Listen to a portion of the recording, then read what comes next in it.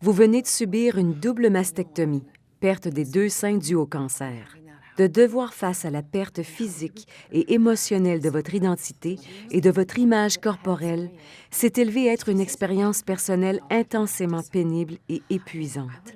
Vos collègues sont horrifiés et désolés, mais personne ne sait quoi vous dire. Votre apparence a changé et vous avez maintenant de la difficulté à regarder les gens parce qu'eux-mêmes n'osent plus vous regarder dans les yeux, n'est-ce pas? Vous ne savez pas ce qu'ils pensent. Leur expression faciale et les réponses polies qu'ils vous donnent vous laissent croire que vous êtes maintenant considéré comme moins que dans votre milieu de travail. L'aventure que vous avez eue avec un collègue marié s'est mal terminée. En fin de semaine, quelqu'un du bureau a dévoilé l'histoire et maintenant, les rumeurs circulent. Même si vous étiez assuré que personne n'en saurait jamais rien parce que vous aviez été tous les deux si discrets, vous êtes maintenant préoccupé au sujet de votre réputation et de la sécurité de votre emploi. La personne avec qui vous avez eu cette aventure est très respectée et a tenté de vous tenir à l'écart de cette histoire dans la mesure du possible, sans dépasser les limites des ressources humaines.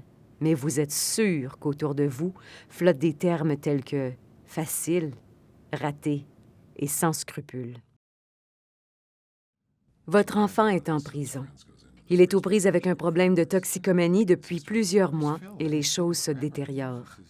Accusé de vol et d'entrée par effraction, votre enfant subit maintenant une peine d'emprisonnement de 8 mois.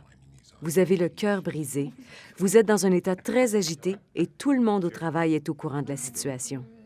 Un collègue à qui vous vous êtes confié l'a dit à quelqu'un d'autre, qui l'a ensuite répété. Eh bien, vous savez comment ça se passe? Maintenant, en réunion ou dans la salle du personnel, toute conversation au sujet d'arrestation, de drogue ou d'enfants semble brusquement s'arrêter lorsque vous entrez dans la salle.